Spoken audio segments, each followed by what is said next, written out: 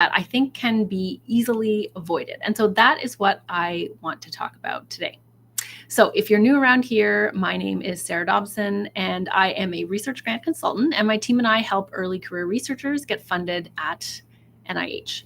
So one of the most common mistakes that my team and I see from R01 applicants is a failure to anticipate and address objections. And so what I mean by that is that as a PI, you're not taking the time to really think about where your reviewer might challenge or disagree with how you have characterized something or how you have designed something. And so this can show up in a bunch of different places in your application. For example, your reviewer might disagree with how you've characterized the larger scientific problem that you're ultimately trying to solve, or how you've characterized the gap in knowledge or the existing literature on a particular area that you are using to describe the design of one of your aims, for example. So that's really about sort of disagreeing with the scientific premise of what you're doing, or aspects of the scientific premise of what you're proposing. The other side of that is, of course, disagreeing with how you have designed your experiments, or how your experiments are planning to achieve your objective.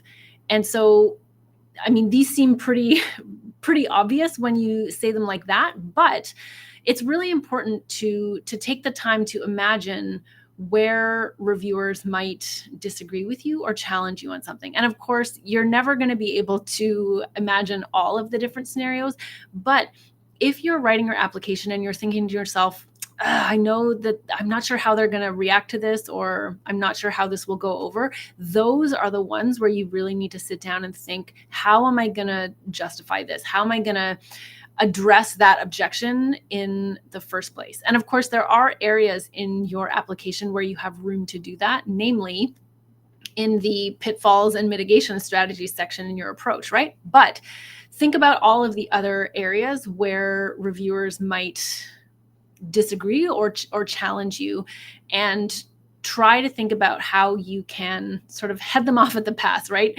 What you can do to address that in advance and give them fewer opportunities to critique what you're doing, right? And ultimately, that's going to give you a stronger application with a better chance of getting a fundable score. The second mistake that we see in a lot of applications is making too many assumptions. And this also comes down to not thinking ahead about your reviewers, right? And so assumptions are really about what your reviewers already know about your sort of sub area that you are proposing, right? It's really easy when you are so immersed in your subject matter, and even more specifically in the grant proposal that you're writing. It's really easy to forget that somebody else is reading this for the very first time, and they may not have the same perspective or understanding of the literature or background as you do. Even your assigned reviewers might not have the same expertise that you do in your subfield, right? And so it's often really important to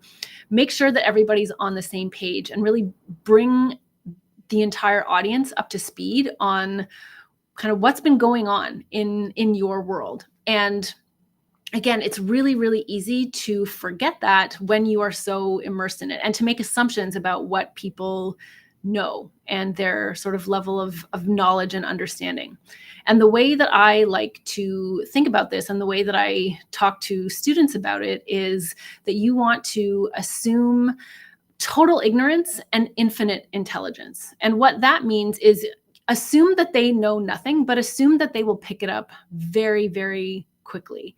And so it's not about being condescending or talking down to any of your reviewers. It's really about bringing everybody up to speed and making sure that you're all talking about the same thing. You're all using terms in the same way, and you all have the same sort of understanding of the again, the scientific premise of what you're doing and the overall argument for why the research ought to be done in the first place, right? So again, that is something else that's going to strengthen your application, is stepping away as much as you can, putting yourself in your reviewer's shoes and imagining what it's like to read this grant for the very first time, and do whatever you can to connect the dots for them in the easiest way possible.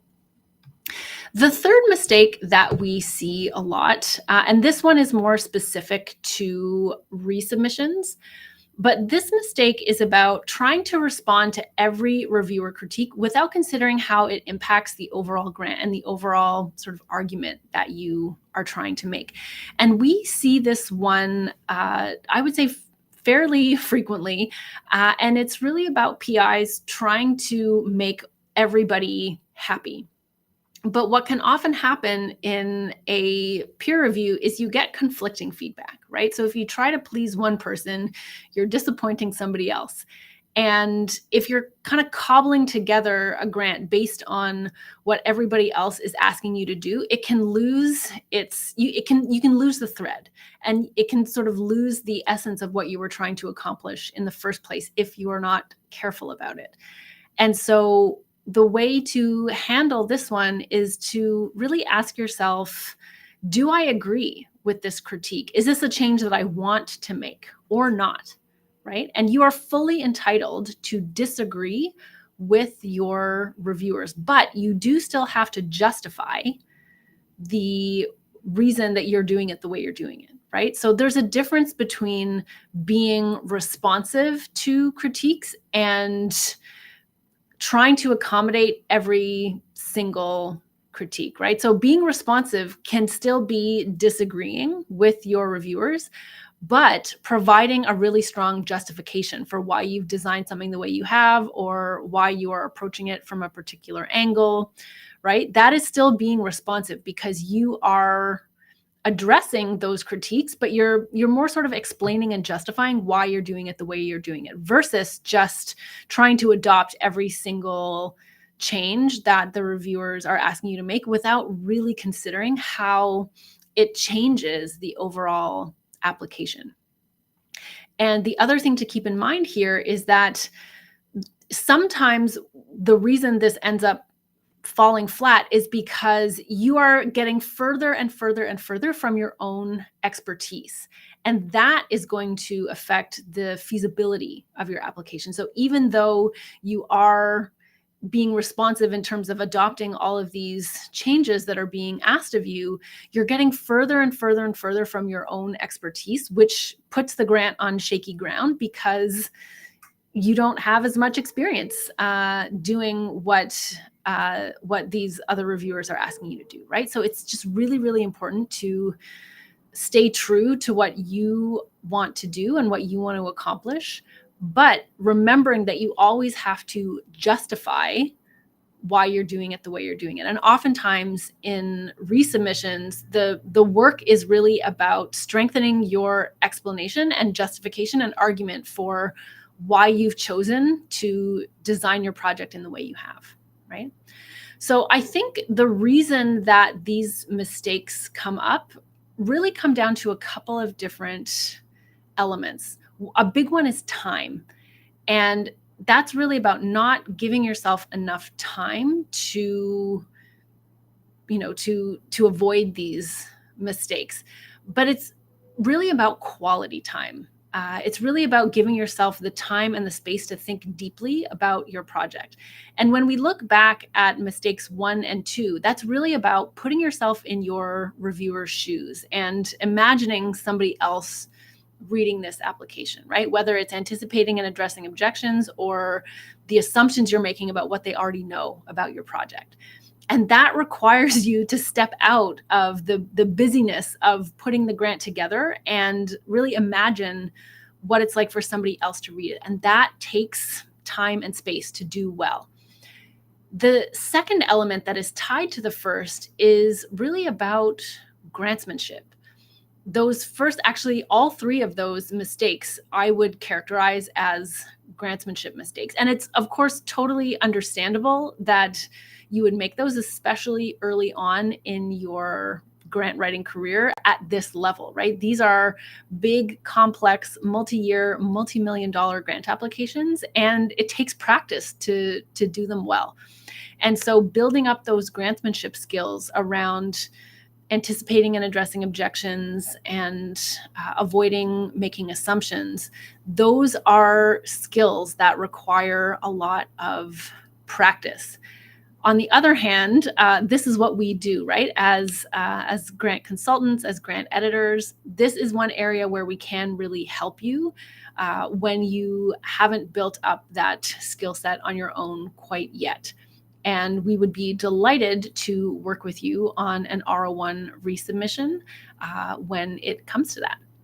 So again, the three mistakes that we see most frequently are failure to anticipate and address objections, not really making too many assumptions about what your reviewers already know about your application. And number three is about making too many changes to your resubmission based on reviewer critiques that change the overall